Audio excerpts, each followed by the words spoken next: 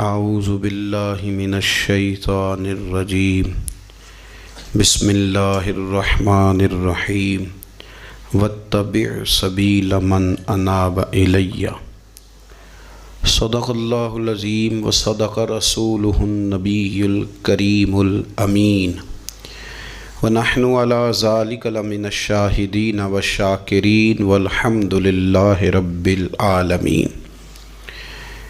ان اللہ وملائکتہ یصلون علی النبی یا ایہا الذین آمنوا صلوا علیہ وسلموا تسلیما۔ الصلاۃ والسلام علیک یا سیدی یا رسول اللہ وعلی آلک واصحابک یا سیدی یا حبیب اللہ۔ الصلاۃ والسلام علیک یا سیدی یا نبی اللہ وعلی آلک واصحابک یا حبیب اللہ۔ حمد و صلاۃ کے بعد 22 جمادی الثانی امیر المومنین خلیفۃ المسلمین، اور یہ غور کرنے والے لفظ ہیں کہ افضل البشر بعد الانبیاء، خلیفہ اول بلا فصل حضرت سیدنا ابو بکر صدیق رضی اللہ تعالیٰ عنہ کا یوم وصال ہے۔ دنیا کے اندر کچھ لوگ ایسے ہوتے ہیں جو ہر معاملے میں قائد اور لیڈر ہوتے ہیں، جن کا درجہ ہمیشہ امامت کا رہتا ہے، جو لوگ دنیا کے اندر ہمیشہ مقتدا اور پیشوا کی حیثیت سے جانے اور پہچانے جاتے ہیں۔ اور دو قسم کی دنیا کے اندر قیادتیں ہوتی ہیں۔ ایک قیادت ہوتی ہے سیاسی، انقلابی، ملی، قومی، ایک قیادت ہوتی ہے روحانی، ایک قیادت ہوتی ہے فکری، ایک قیادت ہوتی ہے اس طرح کی کہ بندہ کچھ کر جائے اور لوگ اس کے پیچھے پیچھے چلیں تو ان کی تربیت ہوتی رہے، وہ یقین کامل کی دولت بانٹتا رہے، اس کو دیکھنے والے، پڑھنے والے، سننے والے جب بھی اس کے قریب جائیں ان کے اندر کو ذوق کی بیدار ہو، جب بھی اس کو سنیں، اس کو دیکھیں تو ان کی طبیعت میں کوئی نیا نکھار ہی پیدا ہو۔ حضرت ابو بکر صدیق رضی اللہ تعالیٰ عنہ کی قیادت کا عجیب رنگ ہے کہ اگر ملی، قومی، عالمی قیادت والے ان کے پیچھے چلیں گے تو انہیں بھی بڑی خیرات ملے گی۔ وہ دلیر لیڈر، وہ دلیر رہنما کہ جنہوں نے منکرین زکوٰۃ کے معاملے میں اور عقیدہ ختم نبوت کے تحفظ کے لیے یہاں تک اعلان کر دیا کہ بھئی یہ کام میں ضرور کروں گا، چاہے میں مدینہ شریف میں اکیلا رہ جاؤں مدینہ منورہ میں، اور جنگل کے درندے آ کے میری بوٹیاں نوچ کے لے جائیں، تو پھر بھی قیادت چونکہ میرے ذمے ہے تو میں سب کچھ قربان کر کے بھی دین متین کا تحفظ کروں گا۔ یہ ہے ان کی وہ قیادت جس کے پیچھے پھر لوگ چلے۔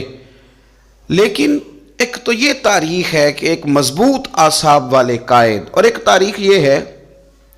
بڑے بڑے لوگوں کو دنیا میں وفادار کہا گیا، بڑے بڑے لوگوں کو عاشق کہا گیا، بڑے بڑے لوگوں کو کہا گیا کہ یہ فنا ہے اپنے محبوب کی محبت میں، بڑے بڑے لوگوں کو کہا گیا کہ ان سے بڑھ کے ادب والا کوئی نہیں۔ لیکن تاریخ لکھنے والے اور قوموں کے حالات قلم بند کرنے والے اور لوگوں کو ادب کا، عشق کا، وفا کا پیغام دینے والے جب بھی قلم اٹھاتے ہیں اور وفا کی وہ حد تک جانے لگتے ہیں تو انہیں سب سے پہلے جو نام نظر آتا ہے وہ حضرت ابو بکر صدیق کا ہے۔ وفا بھی ختم ہے، ادب بھی ختم ہے، عشق بھی ختم ہے۔ کوئی دنیا کی تاریخ جس میں ادب لکھا جائے گا وہ محتاج رہے گی کہ اسے خیرات صرف حضرت صدیق اکبر کے دروازے سے ملے گی۔ وفاداری ہو، ادب ہو، عشق ہو، جانثاری ہو۔ یہ لوگ بڑا کچھ دیکھ داکھ کے چلتے ہیں، لیکن اقبال جیسے لوگ کہنے لگے جس بندے نے ختم کر دی ہے بات، ختم بس کر دی کہ اس سے آگے ہماری کائنات ختم ہو جاتی ہے، بس وہ جناب صدیق اکبر کی ذات ہے۔ انہوں نے لوگوں کو بتایا کہ ہماری دنیا شروع بھی مدینے والے محبوب کے قدموں سے ہوتی ہے اور ختم بھی مدینے والے محبوب کے قدموں میں۔ صدیق کے لیے ہے خدا کا رسول اور بس، ختم ہو گئی بات۔ تو حضرت ابو بکر صدیق رضی اللہ تعالیٰ عنہ کی زندگی کو پڑھنا، ان کے احوال کو جاننا ادب والے لوگوں کے لیے، عشق والے لوگوں کے لیے، اتباع والے لوگوں کے لیے، سید عالم میرے پیارے حبیب صلی اللہ علیہ وسلم کے نقش قدم چلنے والے لوگوں کے لیے بڑا ہی ضروری ہے۔ وہ جتنی دیر تک حضرت صدیق اکبر رضی اللہ تعالیٰ عنہ کو پڑھیں گے نہیں، سمجھیں گے نہیں، اتنی دیر تک پتہ نہیں چلے گا کہ حضور کا ادب کیسے کرنا ہے، حضور کی اتباع کیسے کرنی اور محبوب سے محبت کیسے کرنی۔ یہ ضروری کام ہے۔ قرآن مجید فرقان حمید میں اللہ کریم نے ارشاد فرمایا، سورہ لقمان کے اندر فرمایا وَاتَّبِعْ سَبِيلَ مَنْ أَنَابَ إِلَيَّ، فرمایا کہ اس کے رستے پہ چلو، اس کی راہ پہ چلو جو میری طرف رجوع لایا ہے، جس نے میری طرف رجوع کیا اس کے پیچھے چلو۔ علامہ سید محمود آلوسی رحمۃ اللہ علیہ صاحب تفسیر روح المعانی فرماتے ہیں کہ یہ آیت تب نازل ہوئی تھی جب جناب صدیق اکبر نے کلمہ پڑھا تھا۔ آدمی جس لیول کا ہوتا ہے اس کی دوستیاں بھی اسی طرح کی ہوتی ہیں، اور جب کوئی بڑا آدمی کسی دینی، اسلامی، روحانی زندگی کو اپناتا ہے تو اس کے پیچھے چلنے والے بھی وہ زندگی اپنا لیتے ہیں۔ اسی لیے کہا گیا کہ لوگ اپنے سرداروں کے مذہب پہ ہوتے ہیں۔ حضرت سیدنا ابو بکر صدیق رضی اللہ تعالیٰ عنہ نے کلمہ پڑھا تو صاحب تفسیر روح المعانی ارشاد فرماتے ہیں کہ یہ بڑے گہرے دوست تھے حضرت ابو بکر صدیق کے، جو تاجر تھے نا بڑے بڑے مکے کے، چونکہ جناب صدیق اکبر بھی تاجر تھے، جو تاجر سارے دوست تھے حضرت صدیق اکبر کے۔ کون کون؟ حضرت سیدنا عبد الرحمن ابن عوف رضی اللہ تعالیٰ عنہ، حضرت عثمان غنی رضی اللہ تعالیٰ عنہ، حضرت زبیر بن عوام رضی اللہ تعالیٰ عنہ، حضرت طلحہ بن عبید اللہ رضی اللہ تعالیٰ عنہ۔ یہ سارے لوگ حضرت صدیق اکبر رضی اللہ تعالیٰ عنہ کے دوست تھے۔ حضرت سعید بن زید رضی اللہ تعالیٰ عنہ، یہ سارے لوگ تاجر تھے۔ تو جب پتہ چلا نا کہ ایک بڑے تاجر نے، حضرت ابو بکر صدیق رضی اللہ تعالیٰ عنہ نے کلمہ پڑھ لیا ہے، تو یہ خبر جنگل کی آگ کی طرح پھیل گئی، ہر آدمی تک بات پہنچ گئی، ہر شخص نے اس بات کو سن لیا۔ اب وہ سارے لوگ تصدیق کرنے کے لیے کہ یار بڑا سیانہ بندہ ہے، بڑا سمجھدار آدمی ہے، تاجروں میں اس کا بڑا نام ہے، کاروباری لوگ اسے بڑے قریب سے جانتے ہیں، تو وہ تصدیق کرنے کے لیے سارے لوگ جناب صدیق اکبر کے پاس آئے۔ حضرت صدیق اکبر سے تصدیق اس طرح کی سنی، اس طرح کی تصدیق سنی، اس طرح کی تصدیق سنی کہ پھر سارے ہی مدینے والے محبوب کا کلمہ پڑھ گئے، حضور کا کلمہ پڑھ گئے، بس تصدیق کرنے آئے، تصدیق کرنے آئے حضور سے۔ اور نبی پاک صلی اللہ تعالیٰ تیریاں ویکھ کے اداواں تے میں مرید ہی ہو گئی۔ پھر وہ سارے حضور سید عالم آئے تھے تصدیق کرنے۔ سودا لینے کے لیے بازار گئے ہم، پر ہاتھ اس کے بکے جس کے خریدار گئے ہم۔ تو وہ نا حضور کی غلامی میں آ گئے۔ تو سمجھ لیں اس بات کو اور اس پر غور کر لیں کہ نبی پاک علیہ الصلوۃ والسلام کے اس غلام کا یہ حال ہے کہ یہ کلمہ پڑھیں تو مکے کے بڑے بڑے تاجروں میں انقلاب برپا کر دیں۔ اتنا اثر ہوا باقی لوگوں پہ کہ وہ تصدیق کرنے آئے تھے، تصدیق کرنے، اور ایسی تصدیق انہوں نے کی، ایسی تصدیق کی کہ پھر ساری زندگی مدینے والے محبوب کے گن گا کے گزار دی، ساری زندگی حضور سید عالم صلی اللہ علیہ وسلم۔ حضرت ابو بکر صدیق رضی اللہ تعالیٰ عنہ نے اپنی مقدس زندگی کے اندر نبی کریم صلی اللہ علیہ وسلم کی بارگاہ میں وقت گزارا۔ آپ مختلف مقامات پر قرآن مجید کو دیکھیں گے تو حضرت صدیق اکبر رضی اللہ تعالیٰ عنہ کی مختلف شانیں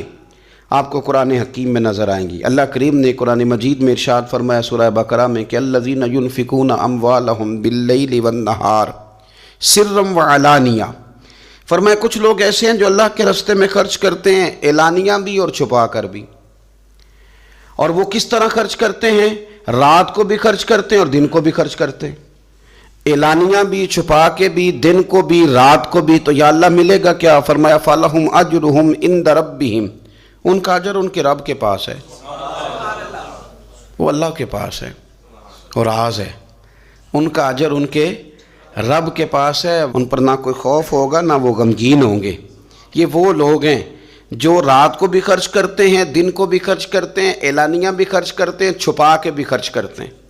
تفسیر روح المعانی ہی کو آپ دیکھ لیں تو علامہ سید محمود آلوسی اندلسی رحمۃ اللہ علیہ فرماتے ہیں کہ حضرت صدیق اکبر کا ایک دفعہ خرچ تو ہمیشہ کرتے رہتے تھے، ایک دفعہ ارادہ بن گیا، اس آیت کے شان نزول میں لکھتے ہیں ایک دفعہ ارادہ بن گیا کہ میں نے 40,000 دینار خرچ کرنے اللہ کی بارگاہ،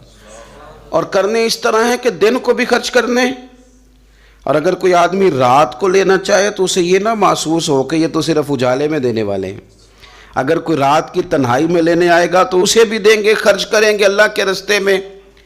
اور 10,000 دینار، 40,000 کل دینے تھے، 10 خرچ کیے دن کو، 10 خرچ کیے رات کو، 10 اس وقت خرچ کیے جب ساری دنیا اعلان ہوتا ہے نا چندے کا تو سارے دے رہے ہوتے ہیں، 10 اس وقت خرچ کر دیا 10,000 دینار، اور پھر 10 چھپا کے خرچ کیا، 10 چھپا کے بھی خرچ کیا، یعنی اس وقت بیچ مجمع کے بھی دینا بعضوں کا بہتر ہوتا ہے کہ دوسروں کو بھی رغبت ہوتی ہے، کیونکہ ایک بندہ اگر کہیں خرچ کرتا ہے تو پھر دوسرے بھی دیکھ کے خرچ کرتے ہیں، تو جب سب دے رہے تھے تب بھی دیا، اور جب کوئی نہیں دے رہا تھا تو تب بھی دیا، اور دن کو بھی دیا اور رات کو بھی دیا، تو رب کریم نے پھر اس کا ذکر قرآن مجید میں فرما دیا۔ تو حضرت ابوبکر صدیق رضی اللہ تعالیٰ عنہ کی حیات مبارکہ کو آپ پڑھیں، اس پر آپ غور کریں، تو ایک مقام نہیں درجنوں مقامات آپ کو ایسے ملیں گے۔ اسی طرح امام فخر الدین رازی رحمۃ اللہ علیہ تفسیر کبیر میں فرماتے ہیں کہ یہ جو آیت ہے نا، ان الذین قالوا ربنا اللہ ثم استقاموا تتنزل علیہم الملائکہ، بے شک وہ لوگ جنہوں نے کہا کہ ہمارا رب اللہ ہے، پھر وہ اس پر قائم ہو گئے تو ان پر فرشتے اترتے ہیں، اور فرشتے کیا کہتے ہیں؟ اللہ تخافوا ولا تحزنوا، خبردار خوف نہ کرو، غم نہ کھاؤ، وَأَبْشِرُوا بِالْجَنَّةِ الَّتِي كُنْتُمْ تُوعَدُونَ، اور خوش ہو جاؤ اس جنت پر، تمہیں خوشخبری دینے آئے ہیں اس جنت کی جس کا رب نے تمہارے ساتھ وعدہ کیا ہے۔ تو امام راضی کہتے ہیں یہ جو کہا نا کہ وہ لوگ جنہوں نے کہا اللہ ہمارا رب ہے، پھر وہ ڈٹ گئے، پھر ان پر فرشتے اترے اور فرشتے خوشخبری دینے کے لیے اترے،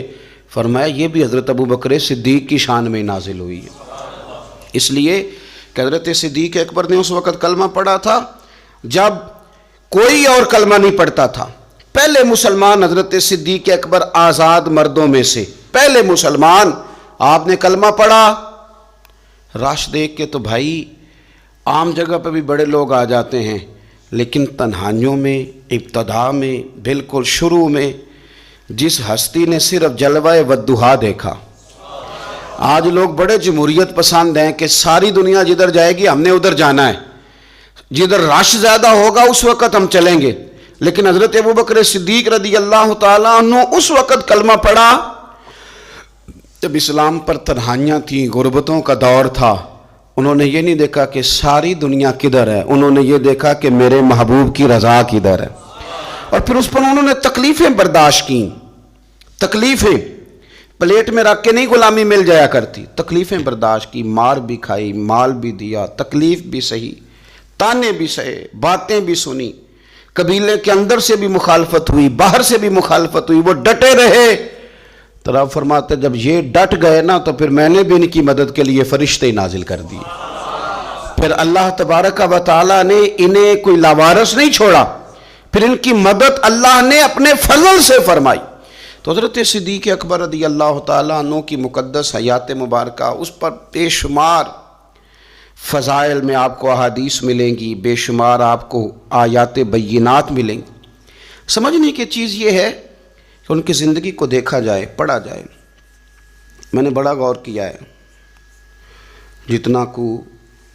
میرا محدود سا مطالعہ ہے، جتنا کو میں فہم اور علم رکھتا ہوں، میں نے بڑا غور کیا ہے اور بڑی باریکی سے کیا ہے، اور ان کی زندگی کے شب و روز کو بار بار پڑھا ہے، اور وہ جتنے پیچ و تاب ہیں، ہجرت سے لے کر بدر تک اور بدر سے لے کر فتح مکہ تک،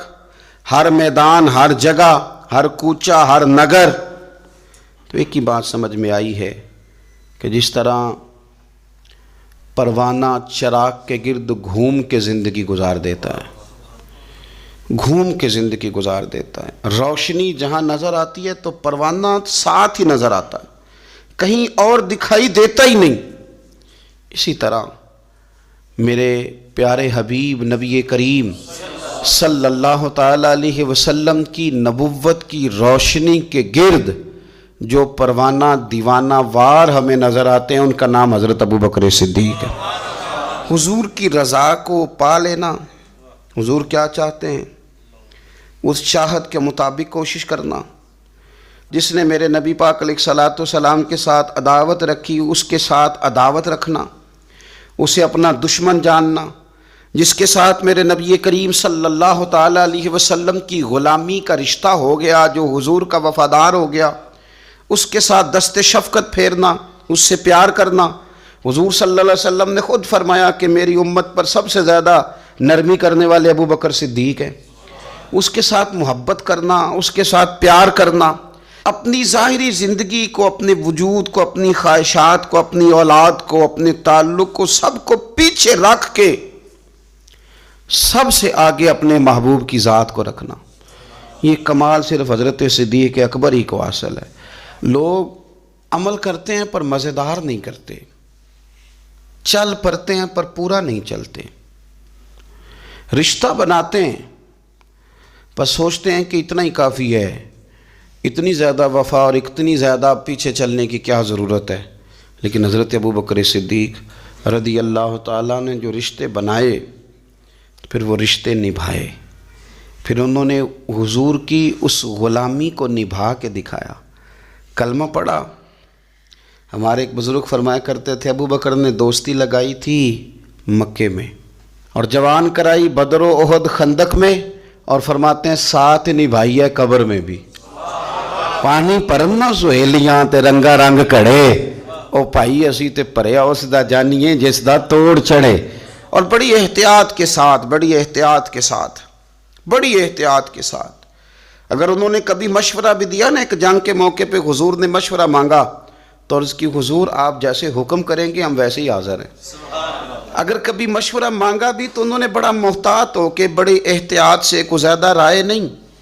اس لیے کہ جس سے پر اعتماد زیادہ ہوتا ہے اس کی ذمہ داری بھی زیادہ ہوتی،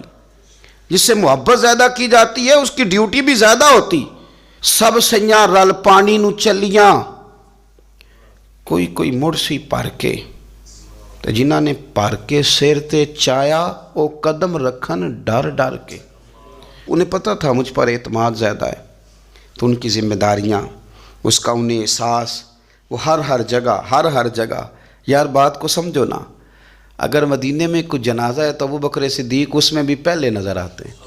اگر مریض کی عیادت کرنی ہے تو صدیق اکبر اس میں بھی پہلے نظر آتے ہیں، اگر کسی جگہ کسی غریب کی مسکین کی خدمت کرنی ہے تو صدیق اکبر وہاں بھی پہلے نظر آتے ہیں، اور میرے مدینے والے محبوب نماز پڑھانے کے لیے کھڑے ہوتے ہیں تو صف میں بھی پہلے نظر آتے ہیں۔ انہیں پتہ تھا کہ جنہاں نے پر کے سر تے چایا اور قدم رکھن ڈر ڈر کے،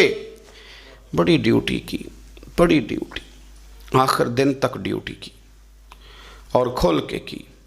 اور